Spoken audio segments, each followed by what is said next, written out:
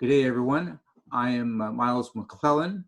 This is a brief overview of the paper I'm presenting at the 2020 SLS Annual Conference. The topic of my paper is innocence compensation, an international comparative analysis on compensation for wrongful convictions and miscarriages of justice.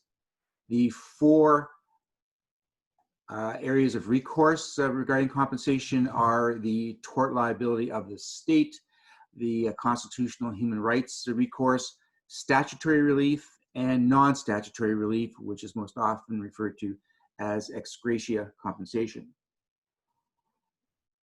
The first topic or category is tort liability of the state. This relies upon English law relating to public authorities and is most often found within the common law principles of negligence. The case of the most importance in this particular recourse is that of Jacqueline Hill. Jacqueline Hill was a third-year English student at the University of Leeds on November 17th, 1980. She attended a probation officer's seminar at the Leeds City Center and then caught a bus home. She disembarked from the bus. She commenced walking to her residence a very short way away. At the same time, a man named Peter Sutcliffe was watching her disembark from the bus and begin her walk. He came up behind her. He delivered a blow to her head with a hammer.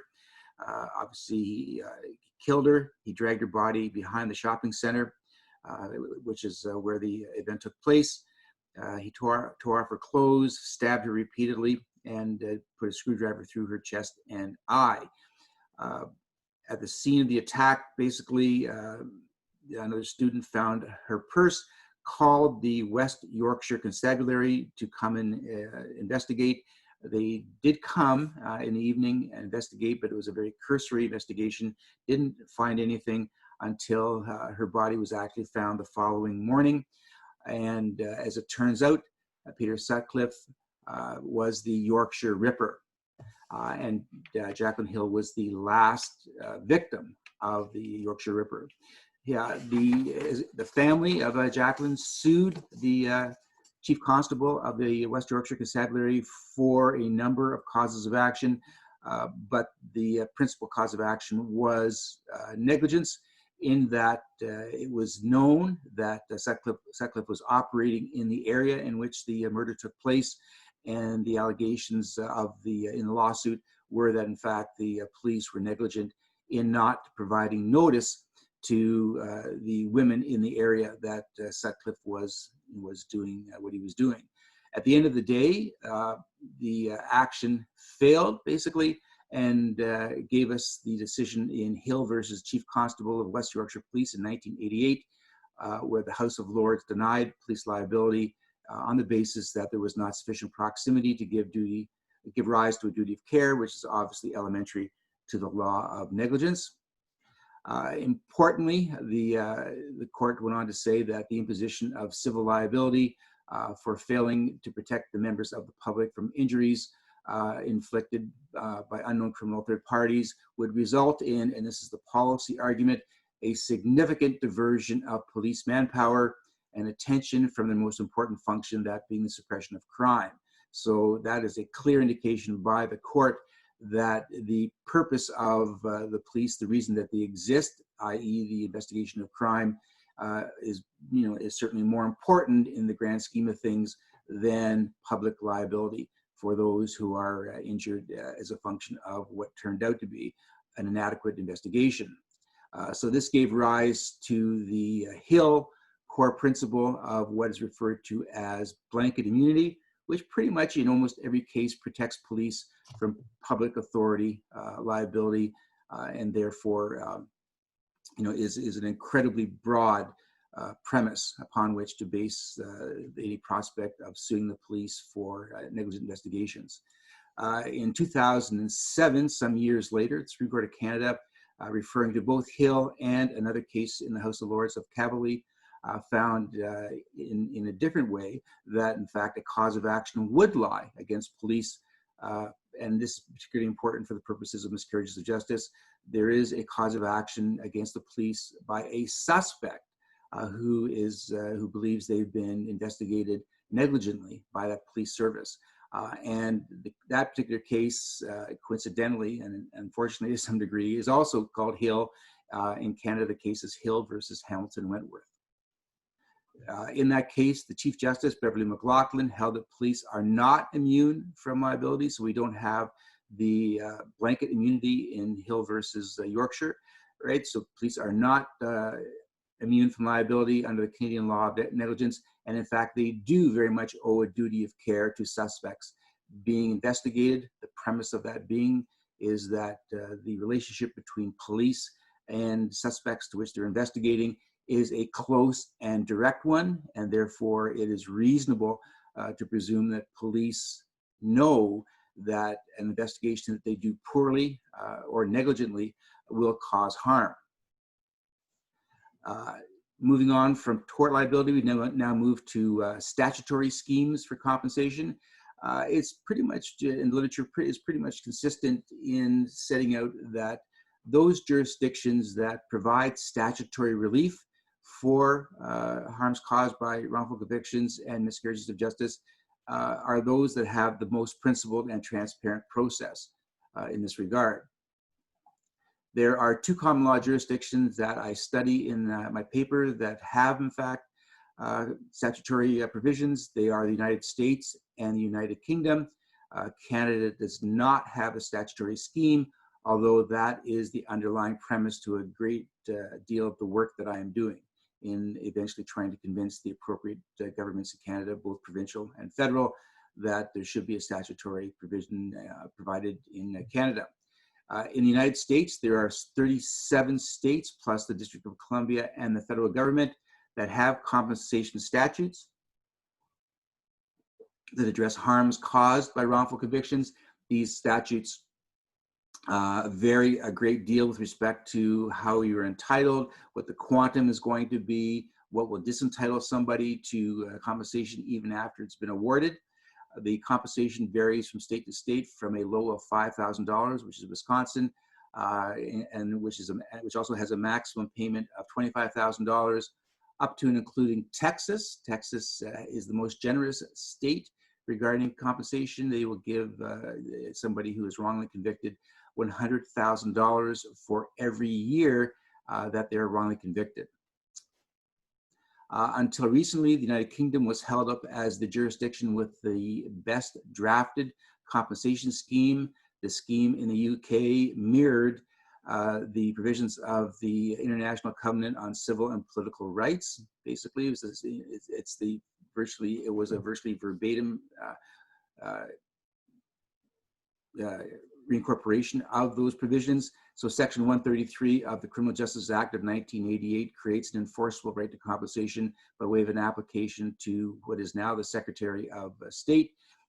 It was held up to be a good statutory scheme up until amendments took place, which basically gutted the statutory scheme. So in 2014, amendments required a plaintiff to prove that there was a new or newly discovered fact that showed beyond a reasonable doubt that he or she was factually innocent, which has become a threshold that is almost impossible to get over.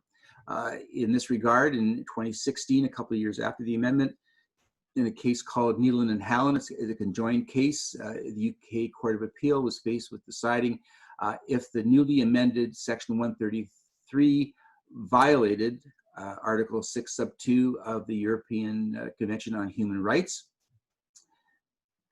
The question was, did 133 require the Secretary of State to voice suspicions about an applicant's innocence? Remember, of course, that in fact somebody who has been exonerated is presumed innocent because they no longer have a finding of guilt with respect to the charges against them. If the Secretary of State looked at innocence itself as an issue before compensation was awarded, then clearly the convention was violated. Lord Dyson, as one of the majority members of the court, held that Section 33, in fact, was compatible with the convention in that the Secretary of State did not have to cast an opinion on the applicant's innocence generally. That's not a very satisfactory response to the question before the court, but that's what in fact was held. It went to the UK Supreme Court. The arguments were heard in 2018, and judgment was given on January 30th of 2019. A majority of the judges in that case basically found that all the precedents and the analysis is in my paper with respect to how the judgment comes about. But the long and the short of it is that the position of the UK Court of Appeal was upheld, which is contrary to a number of decisions on this issue found in the European Court of Human Rights. So again, there's much more detail in my paper on this. But having said that, now, of course, Nealon and Hallen have confirmed their instructions to the council to take this matter to Strasbourg.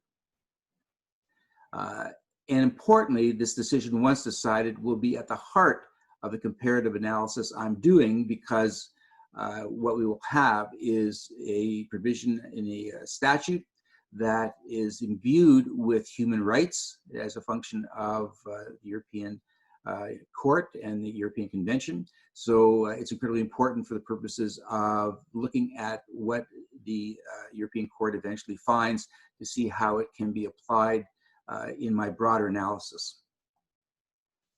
The final recourse seeking compensation is what's called a non-statutory scheme. That's dealing with the royal prerogative of mercy, which of course has been around for centuries and centuries. It's referred to as the ex gratia scheme out of grace, which simply means that a governmental, usually it's the executive, so the cabinet makes decisions on applications for compensation that again are given without any obligation to do so. They're done out of grace, out of the goodwill of the government, which obviously makes these kind of things rather precarious and certainly non-transparent. So all common law jurisdictions in my study, which again is Canada, the United Kingdom, Australia, New Zealand, all of them have had ex gratia schemes in place for a considerable period of time. The UK did, of course, but it abolished that scheme in 2006, which basically means that prior to 2006 and from 1988 forward, those who were seeking compensation for miscarriages of justice in the UK had both the statutory scheme and the ex gratia scheme. But after 2006, we only have the statutory scheme, Section 133 of the Criminal Justice Act of 1988. And then, of course, after 2014, we have almost no recourse for those seeking compensation in the UK. If that abolition of the ex gratia scheme had taken place earlier than 2006, there would have been no compensation for clear miscarriages of justice in the UK, including the Guildford 4, the Birmingham 6, and the Cardiff 3, and there's others, of course. Canada has an ex gratia scheme. It likewise has been in place since 1988 with what's called the Federal, Provincial, and Territorial Guidelines for compensation as a result of wrongful convictions. So it's been around for quite a while. It's provided millions of dollars of relief for very high profile cases. The important point here is that the cases are high profile, which means, of course, that they are politically motivated to a great degree, and they require that to come to the attention of the cabinet. Having said that, there have been 25 payouts in the last 30 years, but only one payment in the last 5 years. So clearly, it's not a very, very efficient or worthwhile avenue to pursue. New Zealand, in fact, has guidelines that are published online for their scheme. It's readily available. The amount is $100,000 a year, and from everything that I can tell, it certainly has the most appropriate scheme for compensation on the ex gratia basis analysis. With respect to civil law jurisdictions, so all this I just gave you was obviously common law jurisdictions. So civil law jurisdictions, and this research is just underway, so I haven't certainly completed it for the purposes of my final paper. But having said that, it appears that jurisdictions in continental Europe basically take a more principled approach to the issue that is at hand, and they rely primarily upon human rights obligations. There is not a global requirement for the claimant to prove factual innocence. So that's obviously a different approach than the amendments in 2014 to the Criminal Justice Act in the UK. The Article 6 presumption of innocence in the convention is pervasive in the civil law jurisdictions. And what I will be looking at are basically the approach to compensating miscarriage of justice in these obviously European nations. All right, thank you very much, everybody. I look forward to seeing you at the conference. Have a good day.